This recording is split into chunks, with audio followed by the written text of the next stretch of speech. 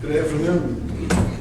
As I look around the room, I know there are a number of writers here today. Jim, Linda, Melanie, June.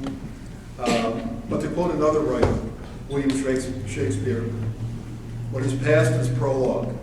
That has never been as true as it is today, with the rapid changes taking place in newspapers from print to digital journalism. In just the past few weeks, Newsweek magazine has eliminated its print editions and is totally digital. The neighboring Harrisburg Patriot News has reduced its print edition to 3 times a week, and with all other days being online only. If you watched 60 Minutes this past Sunday, you will know the venerable New Orleans Times-Picayune has followed the same path.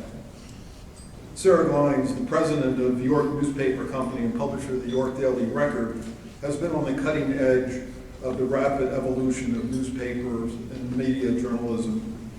Her responsibilities include the York Daily Record, the Hanover Evening Sun, the Lebanon Daily News, and Chambersburg Public Opinion. Sara has been a vice president at Digital First Media since it was formed in 2011 to manage both Media News Group, Inc. and the Journal Register Company. Beginning her media career in the newsroom of the San Francisco Examiner, she has led the digital strategies and operations for several media companies. She is currently living in downtown New York and has been proactive in getting to know the people in her new community. Please join me in welcoming Sara Glines.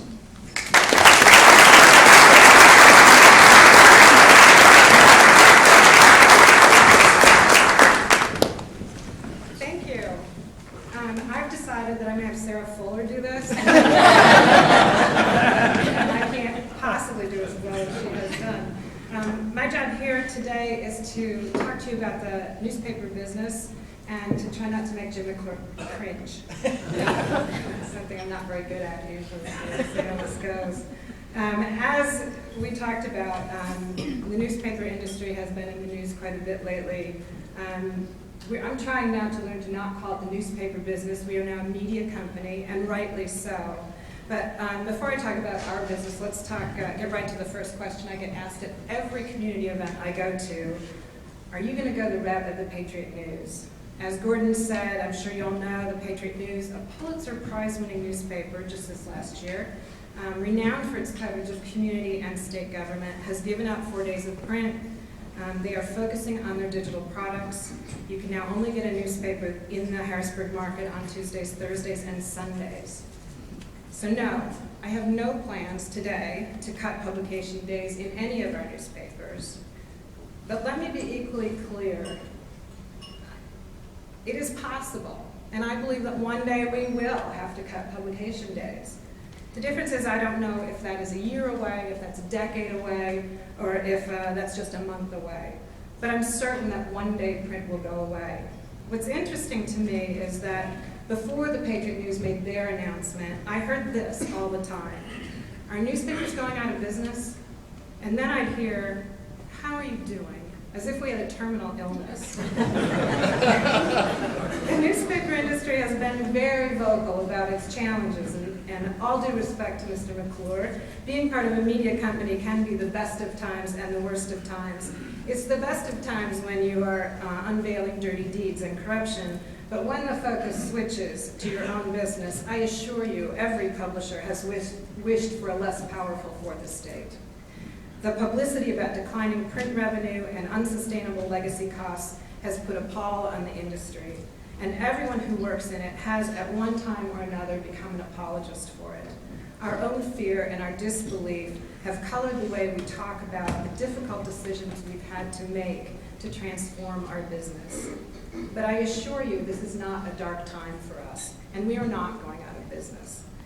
Let me instead talk about the transformation. I want to talk about the fact that life has changed in the last 4 to 5 years. As was mentioned, in 2007, the iPhone came out. How short a time was that, right? And how many of us could live without our iPhone right now? Our lives have changed significantly, and they've changed permanently. We're all seeing it in our businesses, in our relationships, and in how we conduct business every day. And yet, we want to believe that these changes are incremental. I've talked to business and nonprofit leaders here since coming to York, and I've been here since April. It seems like such a short time, and yet I looked around and I know so many people here. It's really lovely. I feel like I am part of a new community. But they all tell me the same thing. Life is different in a digital age. They tell me that they used to rely on a small number of large donors to support community initiatives and programs, but today they have to find more and more donors who give smaller amounts to maintain the same level of community support. It is the same for newspapers. John Payton, who's the CEO of Digital First Media, which oversees our newspaper and 75 others across the country, likes to say that we now have to stack digital dimes to replace print dollars. That is, print advertising used to come in big chunks from big advertisers, but now we serve more advertisers, but each one spends just a little bit less with us because we have more digital advertising, and digital advertising costs less than print advertising. So when I say that life has changed significantly and permanently, let me explain. In 2005, the newspaper industry started to see serious erosion in print advertising. National advertisers were beginning to migrate to less expensive digital networks. And so we as an industry scrambled to begin new products and to form national networks that would give us the same kind of reach as big non-print media players. And we all looked at each other and we asked, is this cyclical or is this systemic? That is this a storm that will blow over and we'll go back to life as usual? Or has our business really changed? You know, the problem with asking yourself that question is really what you're doing is looking for reassurance that it's cyclical. We all want to believe, no, it's going to be okay. It's going to be okay. We'll go back to the way we were before. Things will get better. But by 2007, we hit more rough water. The economy worsened. Digital grew faster, and you saw headlines about mass layoffs, furloughs, bankruptcies. In early 2008, it got worse. Not just for us, but for every company. I'm sure you guys saw it too. Advertising revenue for newspapers began to sink even further. By the end of 2008, we felt we were holding on for dear life. The economy was all but stalled. To put that into perspective, since 2005, newspapers across the country have lost 60% of their advertising revenue. And so we scrambled to cut costs, and our newsrooms talk about it a lot. And more than one of us has prognosticated about the demise of the industry. The measures we've taken to conform to our new reality are met with derision from our readers and our advertisers and often our own staffs. Everyone wants to weather the change with no real impact to what currently exists. I understand. The challenge for us is that the old model isn't completely broken. Print still works. It works really well. It delivers the news. It still has a core loyal readership who never want print to go away. That is particularly true in central Pennsylvania. And on a personal note, it's particularly true for me. I love print. I grew up in newspapers. My father was a newspaper editor. I started working in newspapers in high school, which I'm sure you all know was not very long ago. But when I heard the announcement from the Patriot News that they're giving up 4 days of print to focus on digital, one part of me was very envious. Because by doing that, they're focusing on their future. They're focusing on the part of the business that will sustain this generation and generations to come. And it's easier to transform a business when you can give up the part that's in decline. So let's be clear about what your newspapers face today. We're changing our business model, we're downsizing, we're shifting to new products, and we're becoming experts in digital audiences. Because the world, that is you and me, your children, your children's children, have changed. We've all changed to embrace new digital possibilities. We can buy products on our cell phones. We get up to the second breaking news. None of this up to the minute stuff. It's now up to the second breaking news. We put our personal calendar on the cloud so an entire family can stay in sync without ever talking to each other. It gives us the Arab Spring. It tells us about imprisoned Chinese dissidents. And it tells us that the new iPhone is available right now and you can buy it. We started in 2005 to today. What we started in 2005 to today is transformation. It is something bigger than simple change. Our world, our businesses, our relationships have been transformed into something we couldn't have imagined 7 years ago. And it's been hard, and sometimes we've handled it badly. But we have transformed nonetheless. To show you what I mean, let me give you some data. Nearly 9 out of 10 American adults now have a cell phone. And I know every time I say this, there's like 10 people in the room who say, I don't have one. I know, but across the country, 9 in 10 American adults have a cell phone. Almost half of those are smartphones. The days when you could walk into a coffee shop and see 9 out of every 10 people reading a newspaper are gone. 6 in 10 adults go online wirelessly with either a smartphone, a laptop, a tablet, or an e-reader. 86% of smartphone owners used their phone in the past month to make real-time queries to help them meet friends, solve problems, or settle arguments. I think of this as my memory backstop. It's that, who was that guy in that movie? Or more often in my office, it's what meeting am I supposed to be at and where is it? Actually, that number really isn't important to my point, but I just like to put it out there because I think that everybody will say, yes, that's me too, and it makes me feel better. But this is, I think, the most significant statistic of all. 17% of cell phone owners do most of their online browsing on their phone. Not on a computer or even a laptop, on their phone. Most do so for convenience, but for some, their phone is their only option for online access. We are now a mobile society. No one's going back from that. The last statistic is the one that will grow the fastest, and I can see the day in the very near future when tablets and smartphones take on all the work that we've reserved for desktops and laptops. With cloud computing, you don't need resident memory, you just need to be able to connect to the internet, and we can do that from our phone. The world is a different place, and we all know it, but we hold on to things that no longer are necessary because the familiarity is comforting. How many still have a landline phone in their homes, but sometimes, don't you just think it's really there for telesales? But you keep it because it's hard to give up something that you've had forever. And it means that businesses, yours and mine, have to figure out a new model.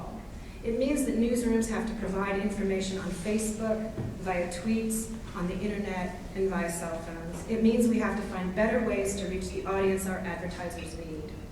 This year, in the United States, it is expected there will be more advertising on the web than in newspapers.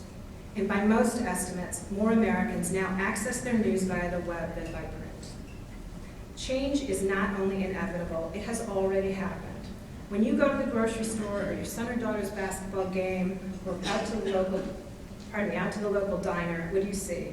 You see people texting, you see people tweeting, updating Facebook, checking in. They're not going back to print, and they're not going back to landline phones, and they're not going to go back to letter writing or to using bulky day planner notebooks. They're not going to wait until tomorrow to find out what those sirens were about or what happened at the council meeting or what the score was at the local basketball game. We all go online for everything from news to coupons to dinner reservations. So the Patriot News is taking a bold step, but only because of what they are willing to give up. At the York Daily Record, we are digital first and have been for some time. Our news breaks online and via mobile.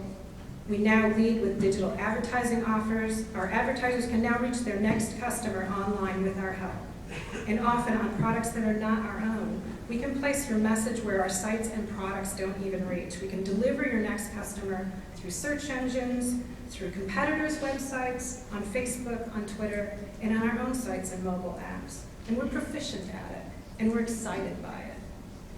Every journalist in our newsroom, I wait to see if Jim gets nervous now. Every journalist in our newsroom knows how to tweet and does. They know how to shoot video, they know how to write a blog, and all of our advertising sales representatives know how to help you find customers online and on mobile devices.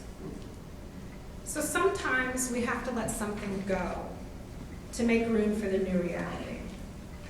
It is a time, I think, when we will all look back and say, we were at the beginning of a new world. I remember when there was no color television.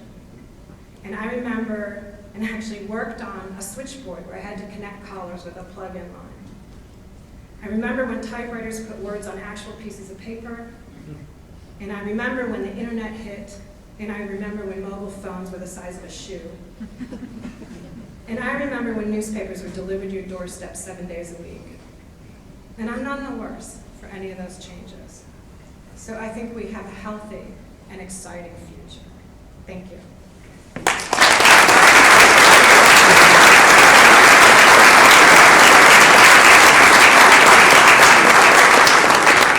Questions? Anybody? Yes? There's a yin and a yang to everything. So what is the downside of digital media? He asked, what is the downside to digital media? I think, for me, the real downside to digital media, the downside is that you have to deal with the legacy media, that you have to deal with the transformation to it. That's the hardest part of being a digital organization. It's really the painful choices you have to make as you kind of see one part of your business declining. And I think people in this room, I'm sure a lot of the business leaders in this room, whether it's digital or something else, you've had to transform your business from what was working to what will work. And I think that's the hardest part. I think the most challenging part of digital media is that it is immediate.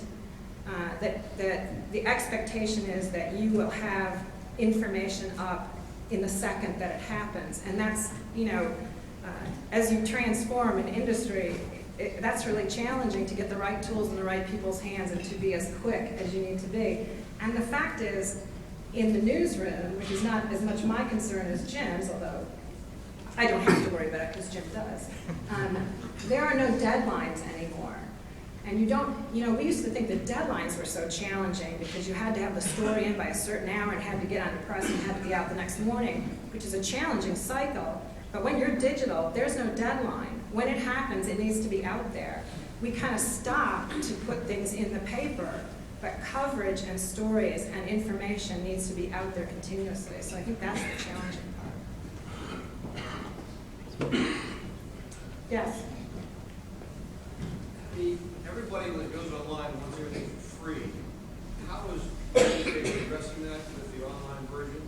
And other newspapers finding as an issue with being able to be profitable? I'm sorry, I didn't hear the last part. Other Newspapers have gone digital. Are they profitable? He asked the question about whether a lot of newspapers online are free and some are not. Ours are not. We have online subscriptions for our internet content. Our mobile content is still free. And I think in Pennsylvania there's a healthy number of newspapers that do use online subscriptions now.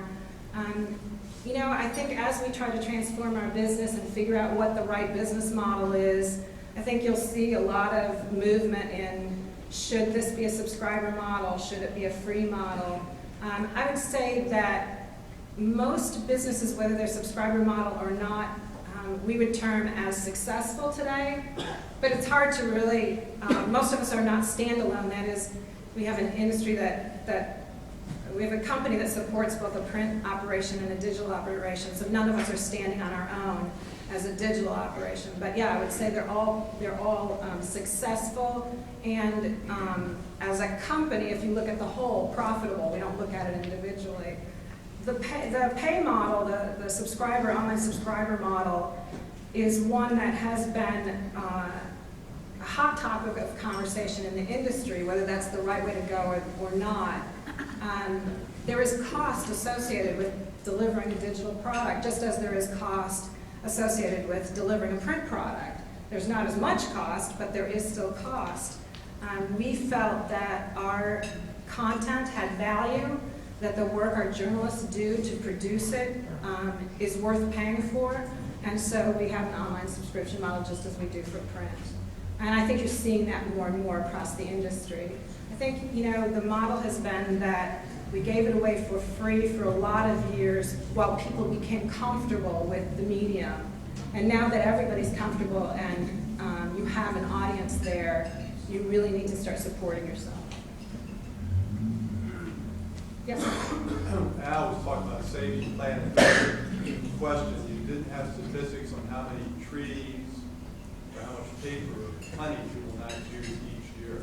Yeah, I don't have that statistic either, but certainly as print readership declines and digital readership grows, we're certainly saving on the newsprint.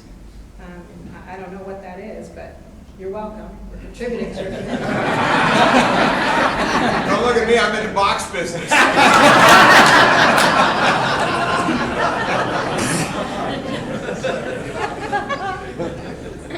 Questions? Yes. I was going to ask, since there is a demand to have everything real time right away, what if any challenges or changes have you made to deal with the tension between getting it quickly and getting it right? That's a good question, probably one Jim should be answering, not me, but he asked what are the tensions between delivering information immediately and, you know, in the print world, we had a lot of time to kind of vet content and massage it and make sure it was correct. I think we saw, particularly with Sandy Hook, I think when that shooting happened, there was a lot of misinformation that got out very quickly. I think the feeling in the industry, now I'll watch it because this will make me really nervous. I think the feeling in the industry is that at this point, the immediacy kind of takes over first, and that the medium is sort of self-correcting. And so while you might have information come out really quickly and have it not be right, it's self-correcting, and so the right information will get out there and supersede those things that were quick but not quite correct. I will say, though, that just from reading some of the industry reports, that there's a lot of angst among journalists about how to balance that.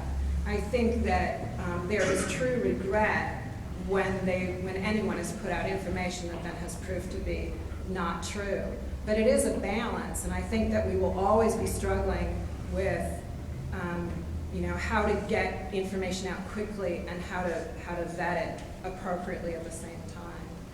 So it's a continuing struggle, I think, and a learning journey. I think every time we have a big breaking news story, both locally and nationally, I think we learn more about what to be careful about and how to meter what we're putting out there and still get information out quickly. So it's how they do it. Okay. If I missed anything, feel free to jump up. Yes? How does the cutting from 7 days to 5 days a week work financially? Seems to me you're cutting your income more than you are your costs. Well, you know, I have not been privy to the. He asked how does cutting a couple of days of print really essentially help your bottom line? Does it really save you enough to make up for what you lose? I think it depends. It depends what your goal is, and quite honestly, I don't think that's why the Patriot News did what they did, and I don't think that's why Advance is doing what they're doing. I think that they are willing to take a financial hit to get out in front of the digital curve, and that's a lovely place to be. That's a luxury, I think. I think they had a very difficult model to transition to. Advance had made a decision many years ago to have their newspapers and their digital operations be completely separate businesses. And as time has gone on, the two have merged more and more. Certainly in our operations, we don't have any divide between an employee who serves print and an employee who serves digital, whether that's on the news side or on the advertising side. And I think Advance saw that they were in a real difficult situation to try to bring those two businesses together, as it no longer made sense to have them separate. So I think they've just decided that they will take the expense hit to create the business that they think will take them forward into the future. I think it's tough to try to make that model work financially at this point, because the newspapers still generate a significant amount of revenue. The bulk of the revenue of most newspaper companies still comes from print. So if you're going to base that decision purely on a financial basis at this point, it wouldn't probably make sense, unless you're really losing a lot of money, which most are not. Yes. In the changing world going to online, what will be the local newspaper's role in national media if you have national outlets? Will local news just be in the local paper, or will it be a diverse array? I think that that's a really interesting question. She asked what the local newspaper's role is in sort of the national media flow when you're all digital. And will local media essentially have a voice? I think, quite honestly, local in some ways becomes very strong. I think what we're seeing is that there are national news topics and areas of information that you can do once and serve many. You can do, the whole national, international report on a lot of government, on a lot of what's going on outside of our country. You can do it once and serve every newspaper within our company. You don't need a lot of people doing that, and it saves a lot of time to have the experts do that once. But local news then really becomes king, because what you need is a lot of local news outlets kind of feeding that pipeline all the time, and then other folks sitting on sort of a national hub looking at it and deciding what is the most important, what is the best. And quite honestly, the local media outlets are served now primarily by local news. There is a bigger demand today for local news, far-reaching local news, deeper local news than ever before. I think that it kind of separates where the two kinds of news come from in a lot of ways, but I think that never before has local news been more important and a bigger piece of sort of the news pipeline. And you kind of see with the Sandy Hook story how the two kind of feed each other, because that was all at the very beginning really local news people who were on the ground reporting out about it, and then it kind of fed into the national news program and to a broader national dialogue about some of the issues that are perceived to have brought Sandy Hook about. Yes, sir. But it worries me as a non-American that what we end up with then is a very myopic view of the world, where obviously as a European, where there is much more emphasis on Europe and the issues that face the world through the European economy, for example, but we don't see much of that reported on in many of the American newspapers, and it troubles me that we end up, therefore, as I said, with a very myopic view of the world, where it just becomes localized to the point where the rest of the world doesn't exist. Yeah, I don't disagree. I think that's been a problem here for a long time, and it's not necessarily a digital issue, but I think it is an issue. I tend to take the view that everything is kind of a pendulum, and that if we get too far in one direction, we start to swing back the other way. And I think that kind of myopic view, first of all, I think America is kind of we're kind of a self-centered kind of operation in the first place, which you don't quite see in Europe as much. But I think that a digital world will force that pendulum back, because there is so much availability of international news from international sources. And I'm starting to see, both within the media and just in the people that I speak to, deeper interest in hearing the voices from the Middle East, where the Arab Spring started, and what are we actually hearing. What's really fascinating to me is the way that voice gets transmitted is not from the international media outlets, but it's from Twitter, it's from Facebook, it's from those kinds of outlets, where I think we're really starting to see an interest in a voice in a land far away. We want to hear exactly from the people who are experiencing it. So I think it's going to bypass sort of the international media and have deep interest in what the voices of the people who are experiencing the event have to say. Anyone else? Oh, yep. I've noticed in the past couple of months that the iPad app has gone from what was basically an image of the print paper to what I would call a true iPad app. Very robust, it's really great. Good. And other national publications are now incorporating more and more video. Do you see that it actually going to be a reading-driven experience, or do you see more and more multimedia? I would say that there will always be a place for long-form journalism. I think people do like to sit down and read the long form, but I think you're exactly right. I think multimedia storytelling is what people expect more and more. And I have to say personally now, when I click through a link, either that I saw on Twitter or Facebook, and I get to something that's just long-form journalism, I'm disappointed. I expect to see video. I expect to see more photographs. I expect to see more voices through comments and that. I just expect a multimedia experience, and I think that's true. And that just puts so much more pressure on newsrooms to be adept at doing that and doing it really quickly. But I think you're right. Anything else? Well, thank you very much. It's been a pleasure to be with you.